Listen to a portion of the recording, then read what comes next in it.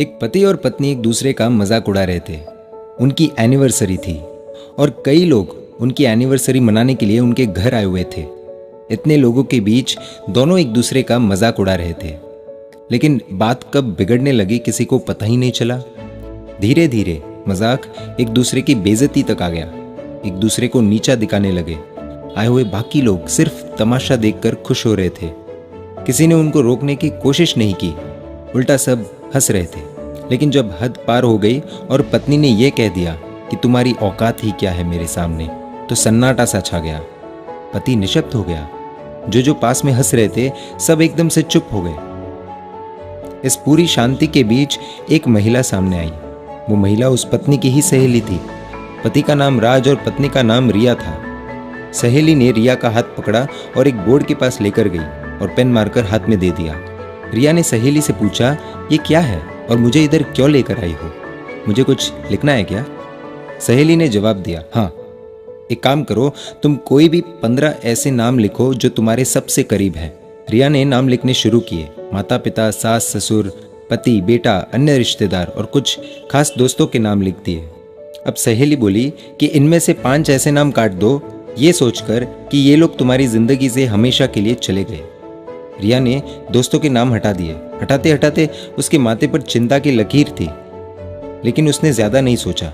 इस बार सहेली बोली कि ठीक है, अब एक काम करो, 4 नाम और हटा दो। पूरा माहौल बदल गया। सबके चेहरों पर टेंशन कि आखिर ये हो क्या रहा है। रिया ने रिश्तेदारों के नाम हटा दिए। अब बचे सिर्फ माता पिता, सास ससुर, पति और बेटा। सबकी नजरें बोर्ड पर कि आगे क्या होने वाला है।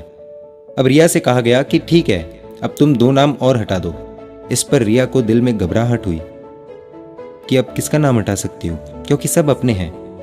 लेकिन सहेली के कहने पर 2 नाम हटाने थे, तो भावुक चेहरे और माथे पर पसीने के साथ उसने सास और ससुर का नाम हटा दिया और बोली कि उन माँ बाप का नाम मैं नहीं हटा सकती जिन्होंने मुझे जन्म दिया है। प्लीज मुझे माफ करना राज। राज ये सब देख रहा था, लेकिन कुछ नहीं बोला। आगे सहेली बोली कि अब बचे माता पिता, पति और बेटा। अब एक काम करो, 2 नाम और हटा दो। रिया ने रोना शुरू कर दिया कि एनिवर्सरी का दिन है और ये सब क्या करवाया जा रहा है। लेकिन सहेली बोली नाम हटाने पड़ेंगे। बोर्ड की तरफ देखा, दिल जोर जोर से धड़कने लगा, ये सोचकर कि ऐसे कैसे किसी का नाम अब काट सकती हूँ। लेकिन आंखों में आंसुओं के साथ दिल पर पत्थर रखकर उसने अपने माता पिता का नाम हटा दिया और बोली कि मुझे भगवान कभी माफ नहीं करेंगे। सहेली बोली, रिया रोना बंद करो, उठो। राज भी थोड़ा भावुक हो चुका था। बाकी सब लोग निशब्द। अब सहेली बोली, बोर्ड पर पति और बेटा है, दोनों में से किसी एक को चुनना होगा तुम्हें। रिया, यदि इन दोनों में से एक का नाम हटाना हो तो वो कौन होगा? रिया की आंखों से आंसू बह रहे हैं कि प्लीज ये सब बंद करो। लेकिन सहेली नहीं मानी और बोली, उठो रिया और एक नाम हटाओ। 15 मिनट सोचने के बाद रिया ने आंखों में आंसुओं के साथ अपने बेटे का नाम हटा दिया। राज देखता रह गया। सब लोग शॉक कि रिया ने ये क्या कर दिया। एक माँ अपने बेटे का नाम कैसे हटा सकती है? आप भी यही सोच रहे होंगे। तब सहेली ने रिया से पूछा कि ऐसा क्यों किया? एक माँ होकर अपने बेटे को ठुकरा दिया और पति को चुन लिया, ऐसा क्यों किया तुमने?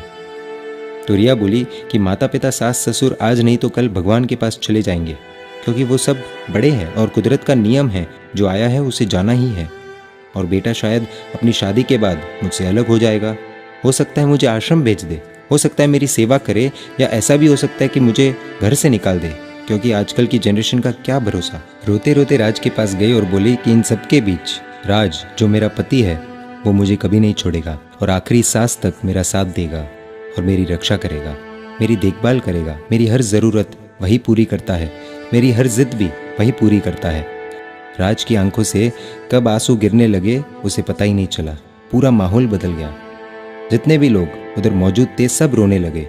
सहेली बोली कि जिस पति से इतनी उम्मीदें हैं, उसी पति की औकात की बात तुमने सबके सामने की।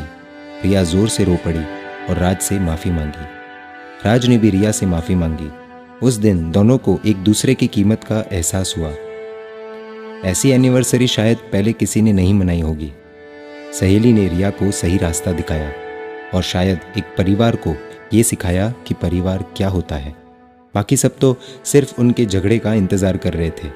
दोस्तों, इस कहानी से आपको क्या सीख मिली, प्लीज़ हमें कमेंट करके बताएं। और यदि आपको लगता है कि इस वीडियो से किसी परिवार का भला होगा तो प्लीज़ शेयर कीजिए। और ऐसी इमोशनल कहानियों के लिए emotional video stories page like कर दीजिए।